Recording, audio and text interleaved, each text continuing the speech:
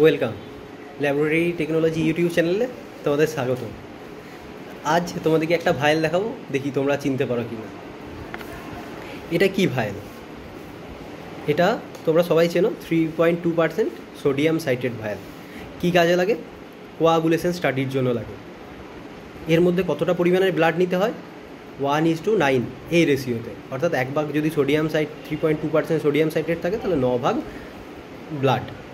ধরো উদাহরণের স্বরূপ আমি বলছি 200 মাইক্রোলিটার 3.2% সোডিয়াম সাইট্রেট নিলাম, তাহলে 209 গুণ অর্থাৎ 1.8 ml।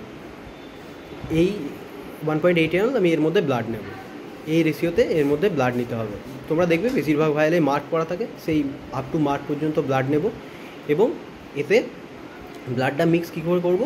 ইনভার্সলি, অর্থাৎ এইভাবে এইভাবে এইভাবে এইভাবে। Thank you.